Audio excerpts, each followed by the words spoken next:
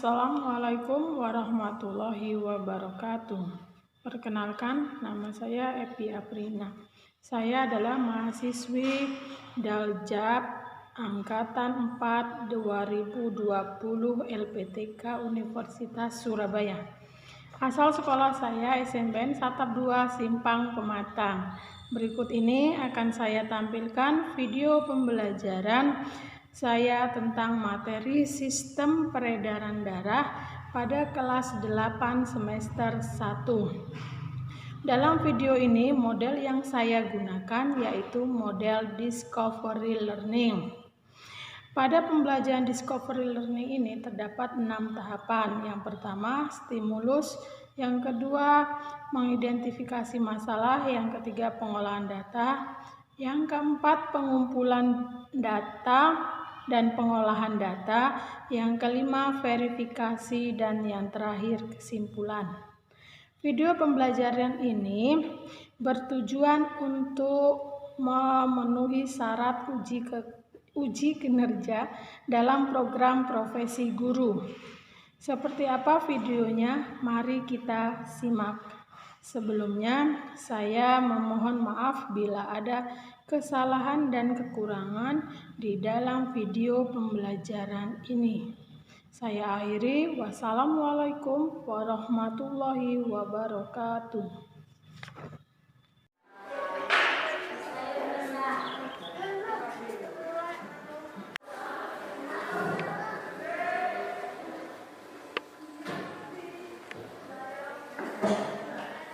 Assalamualaikum warahmatullahi wabarakatuh.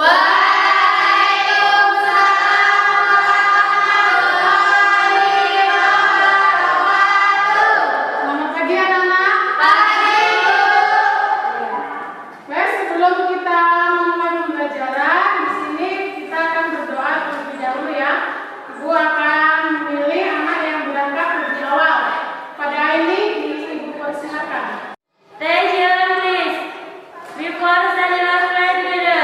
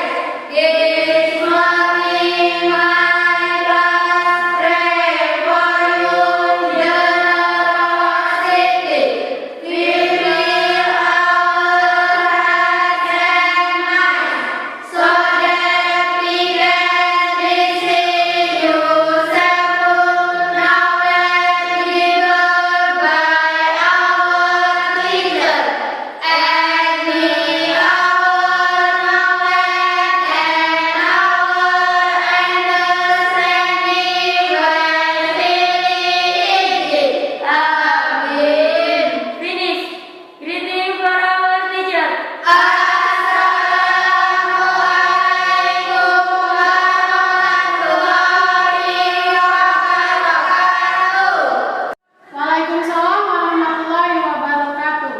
Baik, terima kasih Aini. Sebelumnya Ibu akan mengabsen terlebih dahulu ya. Welly, Aini, Hadir, Bu. Hana, Hadir, Bu. baik, berarti hadir semua ya. Ya, Bu. Baik, sebelumnya di sini Ibu akan mengecek dulu. Coba kalian cek dulu kebersihan dan kerapian kalian ya.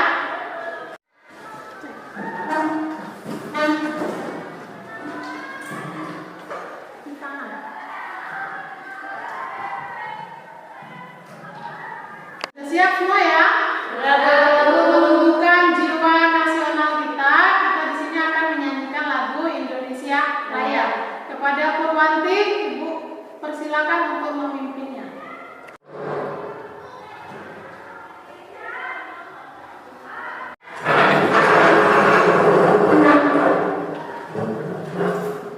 Hiduplah Indonesia Raya. Indonesia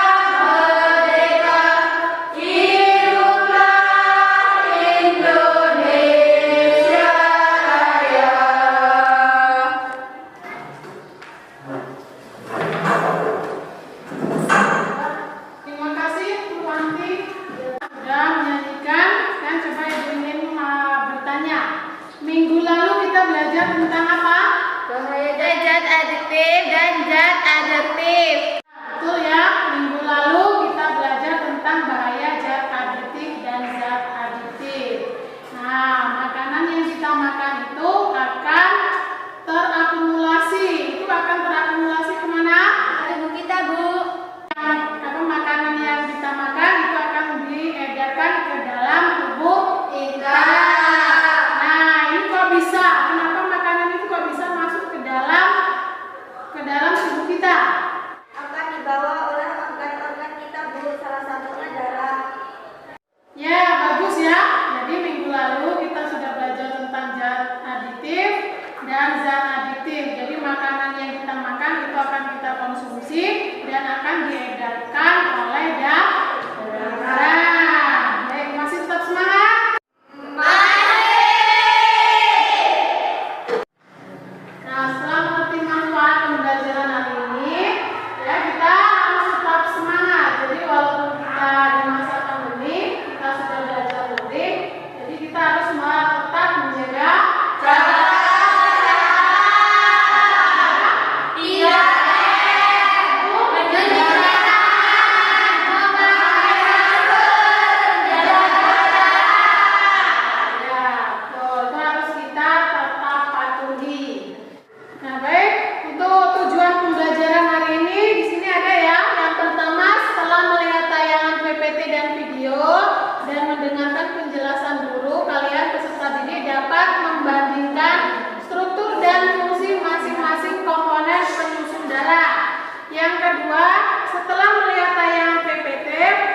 Penjelasan guru, peserta didik dapat mengkaitkan komponen-komponen darah. Kemudian, setelah berdiskusi dan mendengarkan penjelasan dari guru, peserta didik dapat menganalisis dan mendesain alur mekanisme pembekuan darah dengan tepat. Ada 3 penilaian. Yang pertama itu dari sikap. Sikap nanti Ibu akan melihat dari awal sampai akhir kalian ya. Nanti ada rubriknya Ibu bagikan. Kemudian yang keterampilan Ibu lihat dari diskusi dan presentasi kalian. Dan yang terakhir itu ada kognitif atau pengetahuan. Nanti di akhir pembelajaran Ibu akan mengadakan evaluasi. Nah, di sini Ibu akan menjelaskan langkah-langkah pembelajaran. Kita hari ini menggunakan model discovery learning. Jadi yang pertama Ibu akan beri stimulus, mengidentifikasi, pengolahan data, pengumpulan, dan yang kelima pembuktian, dan yang terakhir kesimpulan. Nah, baik, di sini Ibu akan menampilkan video ya. Nah, dari sini nanti kalian akan mengidentifikasi atau menjawab atau pertanyaan ya. Kalian tulis di bukunya.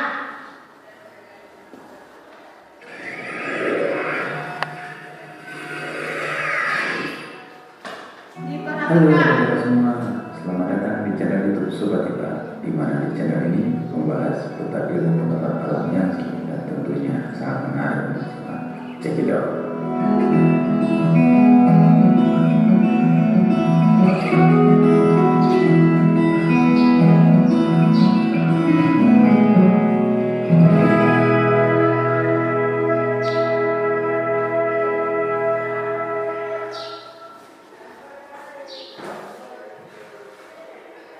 Ini diperhatikan komponen-komponen darahnya ya. Halo sobat-sobat semua, kembali lagi bersama kami di channel YouTube Sobat Ipa. Pada video kali ini kita akan membahas tentang komponen-komponen dari darah serta fungsinya. Check it out. Selain dipenuhi oleh air, darah juga mengalir di sekujur tubuh manusia. Tanpa darah, bisa dipastikan kalau oksigen dan sari makanan akan sulit untuk diantarkan dengan baik ke seluruh tubuh. Namun, tahukah kalian komponen apa saja yang menyusun darah sampai bisa bertugas dengan optimal? Yuk, kita kenali dulu berbagai komponen darah dalam tubuh serta masing-masing fungsinya.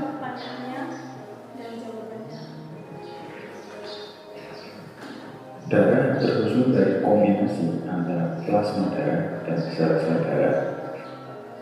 Sel-sel darah ini dibagi menjadi 3 jenis, yaitu sel darah merah, sel darah putih, dan trombosit. Jadi secara keseluruhan komponen darah manusia ada 4 macam, yaitu plasma darah, sel darah merah, sel darah putih, dan trombosit. Semua komponen ini memiliki tugas dan fungsi masing-masing yang digunakan untuk mendukung kerja darah di dalam tubuh kita.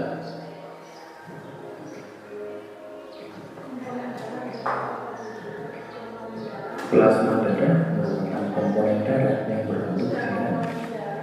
Plasma darah ini mengisi sekitar 55 sampai 60% dari volume total darah yang ada di dalam tubuh kita. Secara rincinya, plasma darah ini tersusun dari air yang kurang lebih sekitar 90% dan 8% sisanya merupakan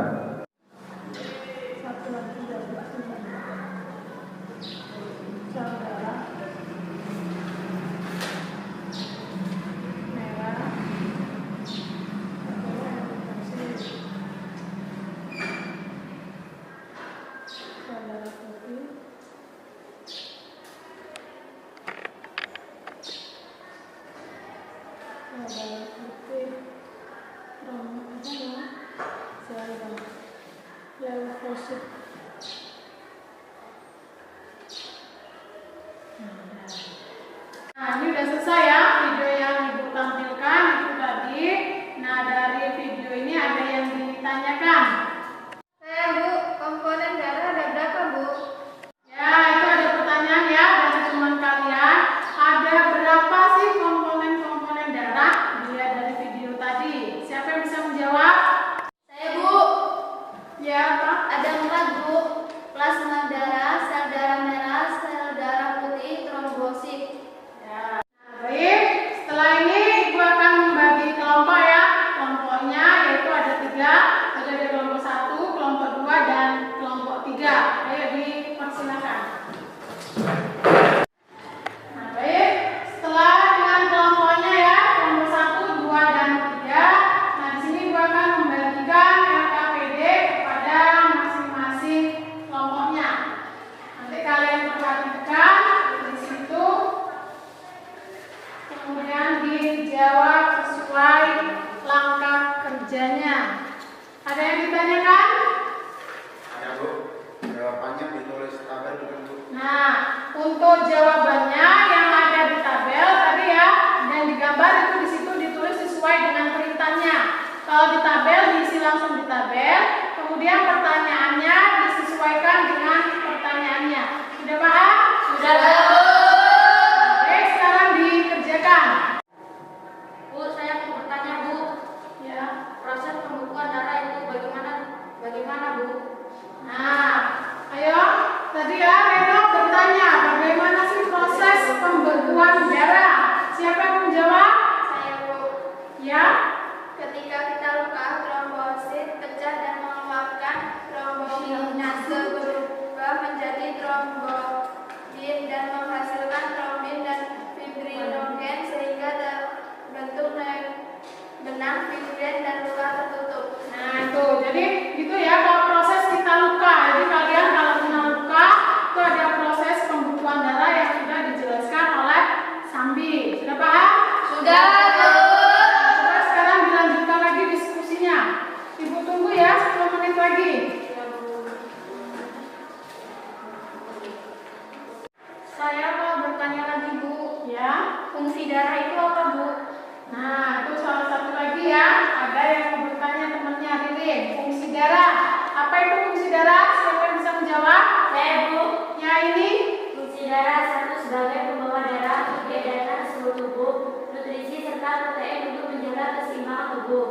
2. Mengangkut oksigen ke seluruh tubuh. 3. Mengangkut nutrisi ke seluruh tubuh. 4. Menjaga suhu tubuh. Ya, itu berarti fungsi dari darah ya. Tadi di video juga sudah ada ya. Jadi ada 4 fungsi darah. Jadi fungsinya untuk mengedarkan oksigen, kemudian untuk mengatur suhu tubuh kita sehingga bisa seimbang tubuh kita. Sudah Pak? Sudah. Selesai? Sudah. Baik, kalau sudah selesai,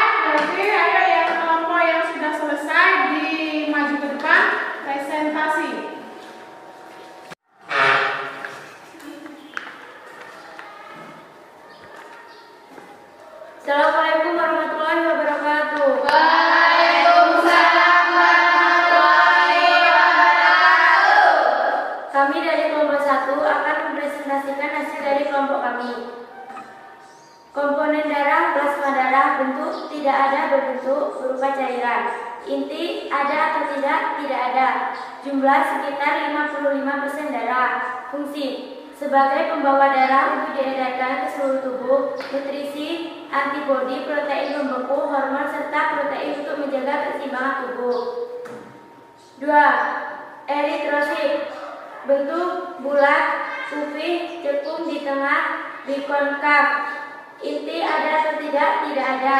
Jumlah pada laki-laki sekitar 6 juta atau milimeter kubik darah dan pada perempuan sekitar 5 juta atau milimeter kubik darah. Fungsi utama eritrosit adalah mengangkut oksigen ke seluruh tubuh.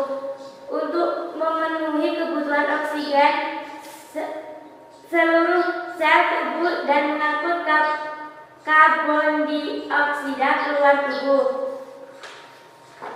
Komponen darah leukosit. Bentuk tidak teratur. Inti ada atau tidak ada.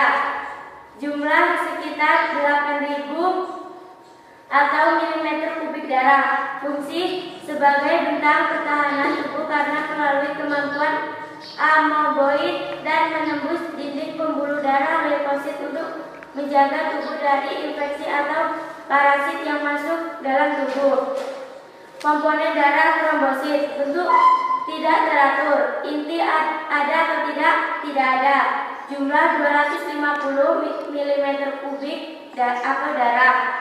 Fungsi dalam proses pembekuan darah agar pada saat terjadi luka darah tidak keluar terus-menerus yang dapat mengganggu keseimbangan darah dalam tubuh.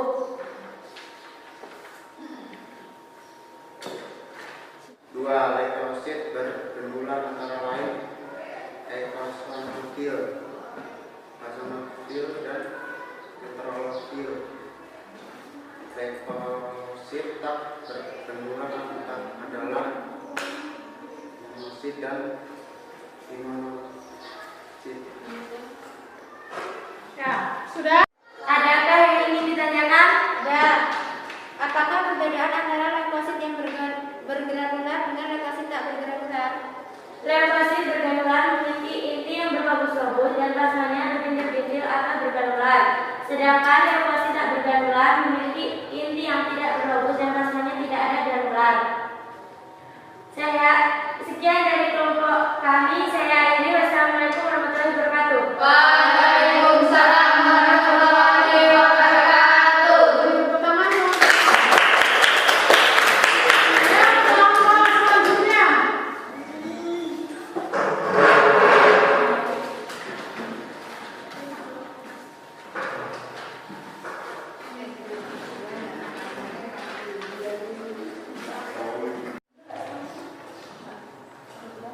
Assalamualaikum warahmatullahi wabarakatuh. Waalaikumsalam warahmatullahi wabarakatuh. Kami di sini akan mempresentasikan hasil diskusi kelompok kami. 3. Apabila terjadi luka, maka darah yang keluar lama-lama akan berhenti karena terjadi pembekuan darah pada daerah luka.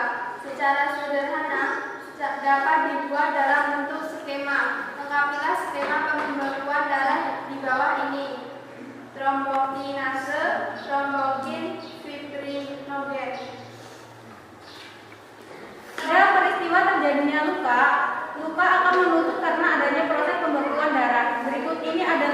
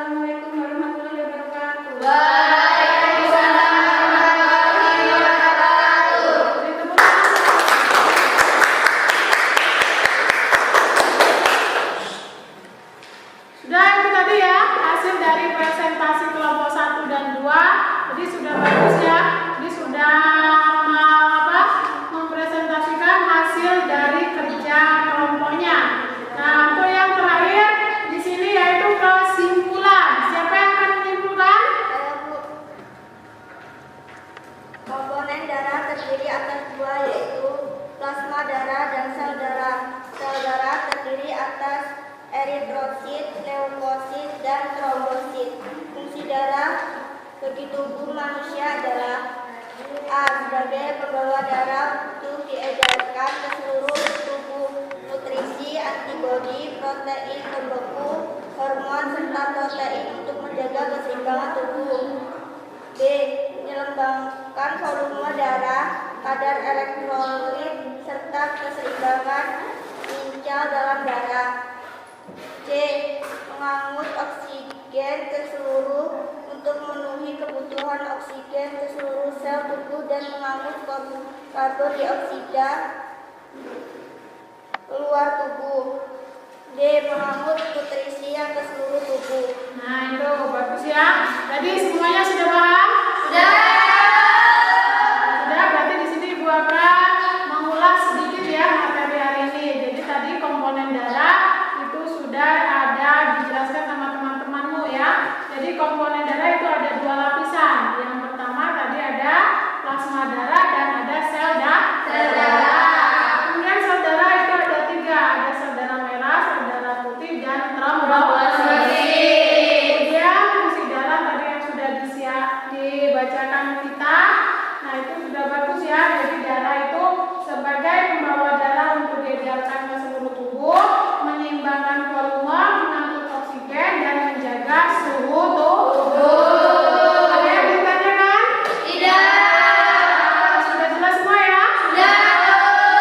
Nah, kalau sudah, Ibu di sini akan memberi pertanyaan sedikit. Apa yang telah kita pelajari hari ini? Komponen darah dan fungsinya. Nah, komponen darah dan fungsinya. Apa yang kalian sukai dari pembelajaran hari ini? Ya, ini sangat menyenangkan dan menarik ya. Ya, Bu. Ya, yang terakhir, apa yang kalian pahami dengan pembelajaran hari ini? Sudah. Sudah paham? Sudah. Kalau sudah paham, Ibu seperti penilaian yang awal tadi ya. Jadi di akhir pembelajaran Ibu akan memberikan evaluasi ya. Ada pilihan ganda 10, tolong dikerjakan. Ditulis di buku masing-masing pertanyaan dan jawabannya.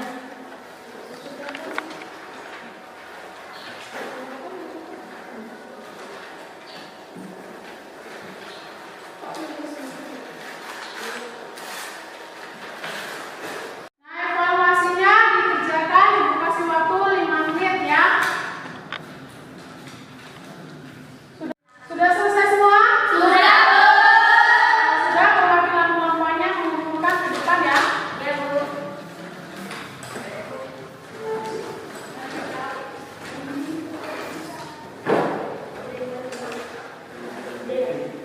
Nah, sudah semua ya? Nah, ini dari Ibu lihat sekilas bahwa kalian berarti sudah mulai memahami ya dari jawaban-jawaban yang kalian buat. Nanti Ibu koreksi dan hasilnya semoga bagus dan memuaskan. Ya, Bu.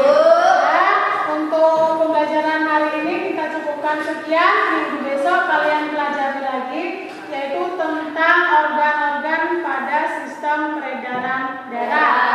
Nah, untuk mengakhiri ini kita doa terlebih dahulu ya. Ayo ketua kelas. Thank you, please. After